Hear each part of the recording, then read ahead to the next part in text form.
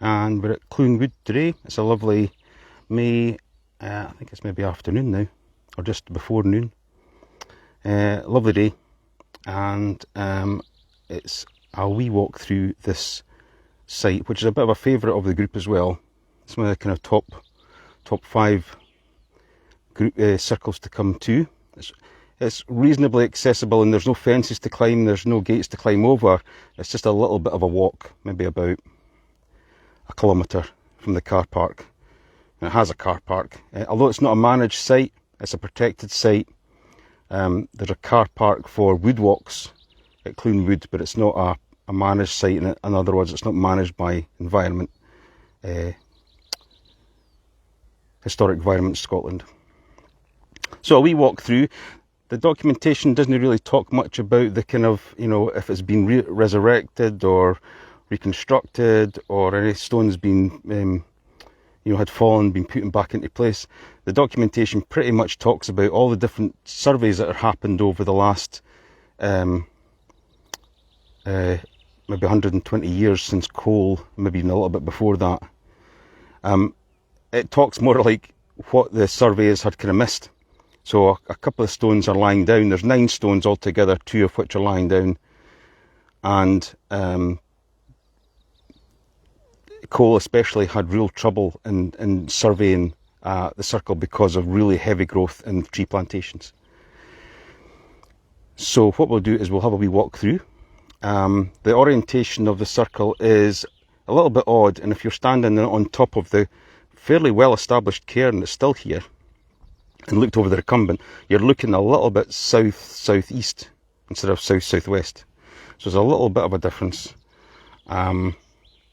The cairn here has pretty much been robbed clearly, but not as extensively as a lot of cairns have been. Pretty much because there's maybe not that many stone dikes around as far as we can see, and it's been maybe a forest plantation for as long as maybe there has been a lot of extensive farming round about in the area. But the cairn has been, there's trenches through it where coal had done some fairly heavy excavations. There's a small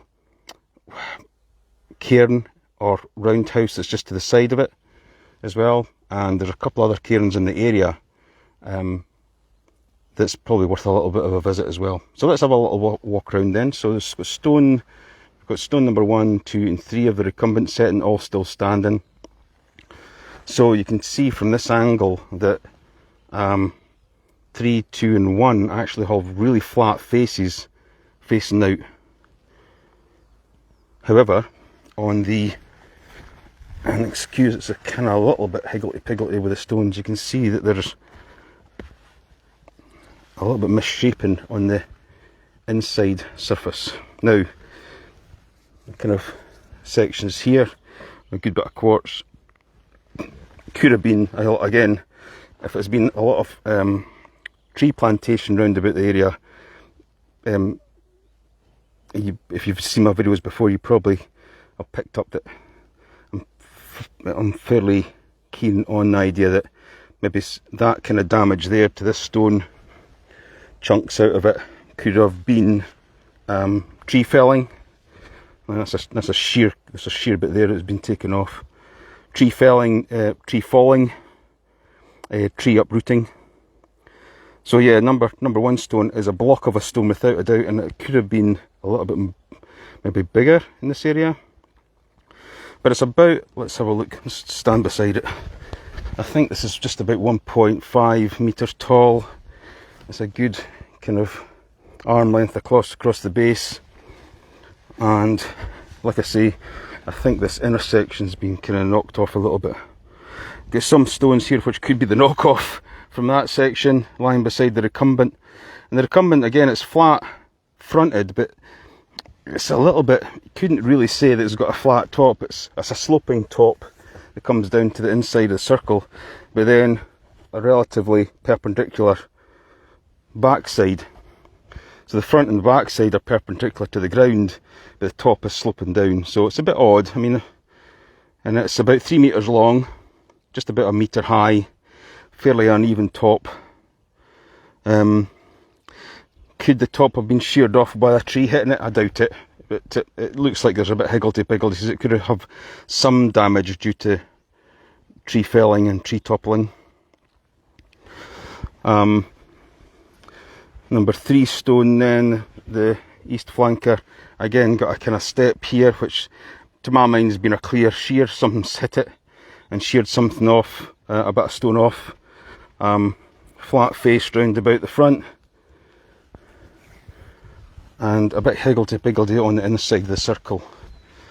Now the cairn, like I was talking about at Nine Stains, the cairn here is fairly extensive, and the diameter comes on just on the inside of the stone circle, but as it approaches the recumbent, it steps towards the recumbent, where at Nine Stains it was meeting the flankers. So this steps in, and again, it's difficult to see where the original cairn maybe was and how it was dressed, because the excavations here, this trench here, and the robbing of the cairn could have easily just seen spoil stones packed up against the recumbent. So it's difficult to actually say, were these stones originally always here or were they not? So it's a lovely recumbent. There's a possibility. One of the group contributors, heavy contributors, has suggested, which I think is a really good idea, is that each flanker has a corresponding hill summit, and the recumbent has a corresponding middle section here. So I think that's really worth a consideration. I think that's a really good contribution. So that's the recumbent, stone 1, 2 and 3, and we walk around the circle to stone 4, a wee bit uneven underfoot. It is worth a visit. It's a lovely site. It's a nice walk. It's not too strenuous. It's just through some woodland, and it's relatively easy to get to. Nothing to climb over. So the flat face of stone 4 is outward facing. Now this seems to be a bit of a theme. There's a bit of a gouge out here. Again, it could be a smack, or it could be a deliberate attempt to split, and we'll come to why that is when we get around to stone 9. Again, fairly heavy damage here, round about the kind of seams of the stone. From a flat face to the inner face, it looks a little bit higgledy-piggledy. There's a big section being taken out there. If I stand beside it, it's about kind of chest height, so it's probably 1.3 metres high, but it's a massive stone. It's a big stone.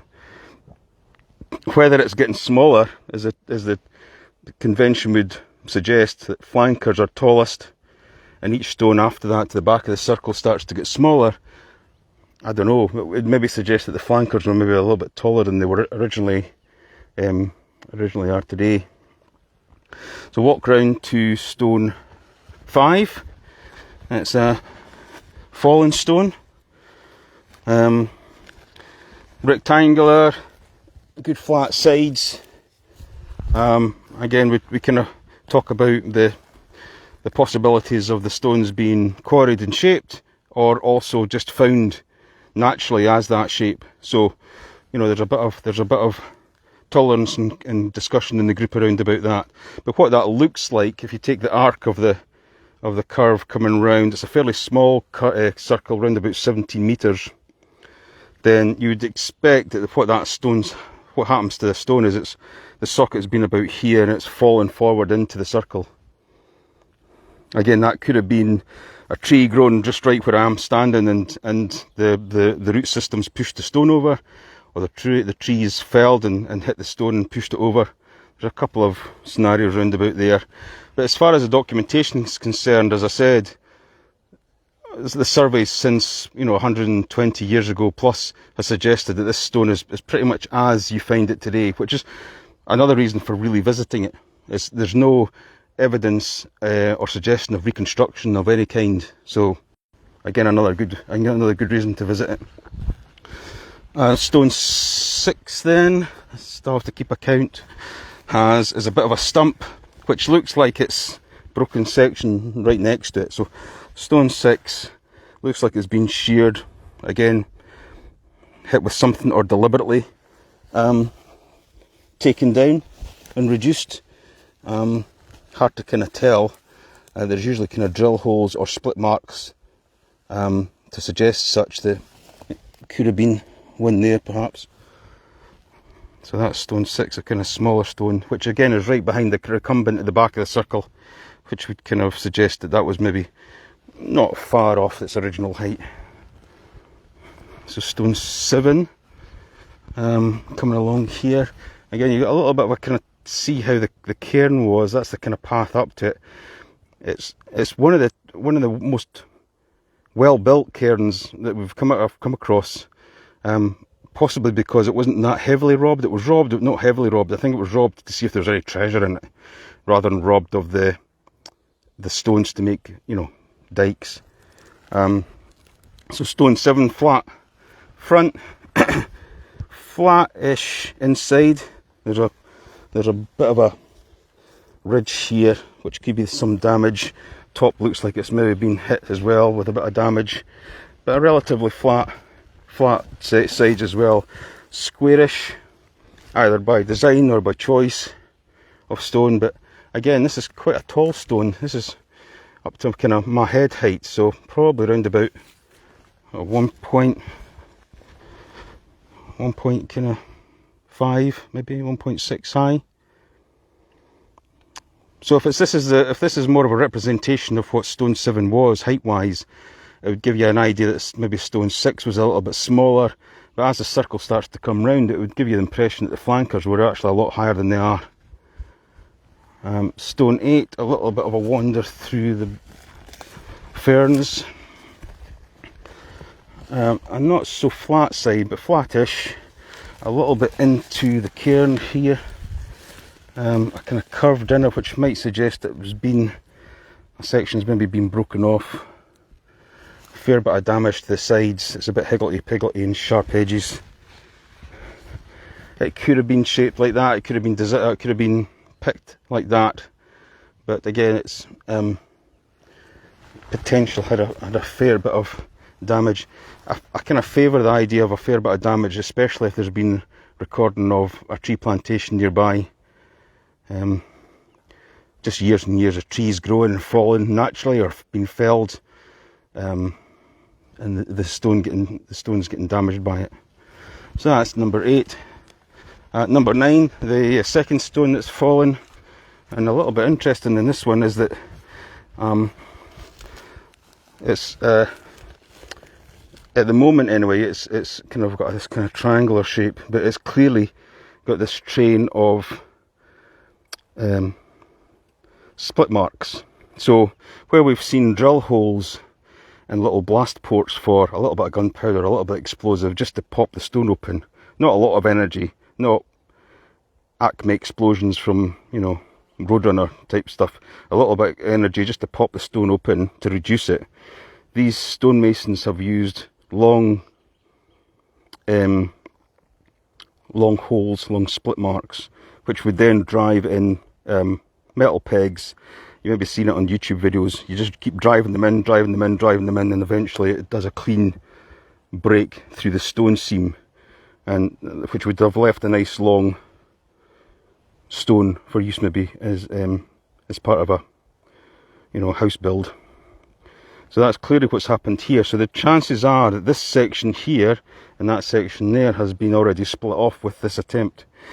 So I would maybe surmise that kind of stone 9 was a little bit more than it is just now. And it probably was round about the socket mark of where it is. So there's been an attempt to reduce it, which is interesting, considering that the cairn's not been really robbed that much for its stone. This one was deliberately attempted to be shaped so it could grab this kind of long section of stone for I guess a house. And that's just coming back round to the recumbent setting. Just a quick look at the cairn then. There's a trench here that had been into the central court, which I think Cole was responsible for his excavations.